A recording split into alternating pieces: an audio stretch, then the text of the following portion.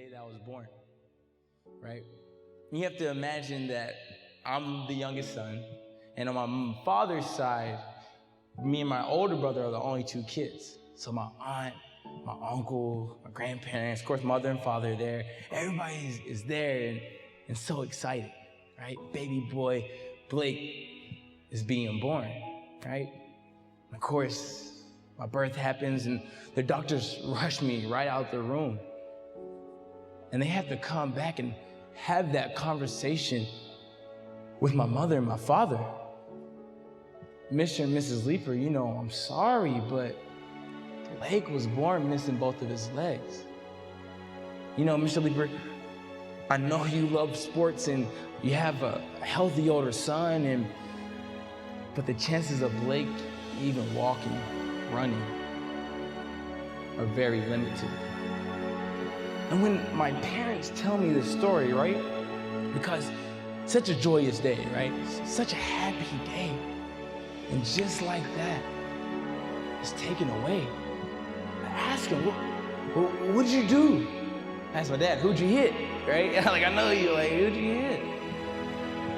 And they looked at me with the most serious face I've ever seen in my life. And he said, you know what, Blake? From day one, all the doctors were scrambling and kind of scared, and the nurses was nervous. They seen a baby boy missing his legs. They said, but you know, when we seen him, we didn't even care about the legs. We seen the beauty inside of him. And we decided two things. The first thing, we're gonna keep a positive attitude towards the whole situation, right? And the second thing, we're gonna stick together through this whole thing, whether it's the good, the bad, or the ugly. And the beauty of having a positive attitude towards a whole situation can transcend for such a long time. It's like looking at the glass half full instead of half empty. Life is 10% of what you're dealt with and 90% on how you deal with it. I want you guys to think about that. 10%. What is that 10? My 10 is who I am as a person. I am missing both of my legs. I cannot do nothing about that at all. That's me. Me, legless Blake, right? That's me. But I still have 90% to show the world what I truly can do. I still have 90% to wake up each and every day, put one leg on at a time, and put a smile on my face and walk out the door. You see me, yes, I do have 2 disabilities, but I still have 1,000 more abilities to show the world why I'm a truly special person. I still have 1,000 more abilities to go out there and work hard, give it all I got, and never, ever give up. I'm a true believer that everything that we go through in life is for a reason, right? And the characteristics that you learn in a past, present, or future obstacle are going to be the same characteristics when you go through that past, present, and future obstacle. It just prepares you for that next mission. So I'm also a true believer that everything that we go through in our lives, whether it's big or whether it's small, whether it's big or whether it's small, you should give it 120%. You should always give it everything that you got, because you never know what mission is preparing you. But when you flip it and you actually study for it, you actually dedicate your life to it, you actually practice and practice and practice so you know you want to do good. When you get to the competition, that's letting your body know, like, hey guys, we got to do good on this. Get them BGs, we got to do good on this, guys, come on, right? He said, but what we do wrong is when we get this nervous energy, we think of all the negative things that can go on. And start manifesting positive things in your mind. So you think, I can do this, I can do this, I can do this. So when at the end of the time, by the time you're in the blocks, or you're in your competition or your test, you've already believed that you're going to get an A. You already believe that you're going to get a gold medal because you manifested it in your mind. So right before the gun goes off, start thinking about a couple things, right? First, start thinking about all the people who used to make fun of me, right? Who used to laugh, used to point. haha, Blake has no legs, right?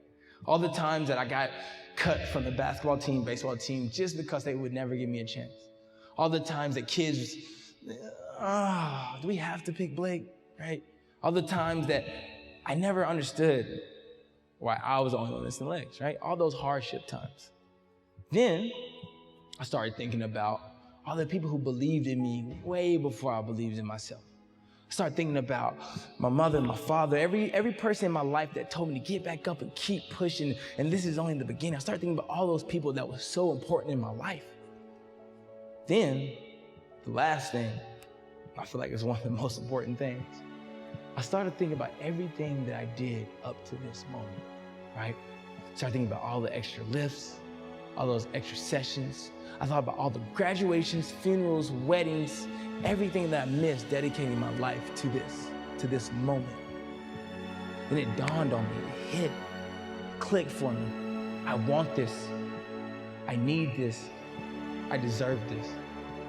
It was just like a factor, like, what sense does it make for me to train all this time, for me to work this hard and get to the top of the mountain, to the peak of the mountain and say, you know what? I'm not ready, and turn around. That's ridiculous. That makes no sense whatsoever. I done put the time and the effort. I dedicated my life to this. I should go get the gold medal. Because I want it, I need it, I deserve it. That's the same mindset you guys should have. For the students especially. Think about all the time and effort and extra study hours and extra classes. Everything, even in your sport, all those extra practices that you dedicated your life, time, and soul to. Why get to the peak of the mountain, top of the mountain, invest all that time, effort, and money and give up now? Why say, I'm not good enough? You are good enough. You invested all this time to get to this point in your life, and you're gonna give up now? I was born, doctors said I would never walk. They said I would never run, jump, play. They perceived me to live a subpar life. And I'm standing in front of you today saying that I'm one of the fastest runners in the world. If that's not a testimony, whatever you want to call it, it's letting you know that whatever you go through in life, whatever that obstacle or challenge might be, with the right heart, the right mind, the right focus, the right team, the right positive attitude, the right perception, you can physically, mentally overcome any challenge that comes your way. And that's my quote. It's from Dr. Martin Luther King. He said, if you cannot fly, run. And if you cannot run, walk. And if you cannot walk, crawl. But whatever you do, you must keep moving forward. Thank you guys so much for your time. I really do appreciate it.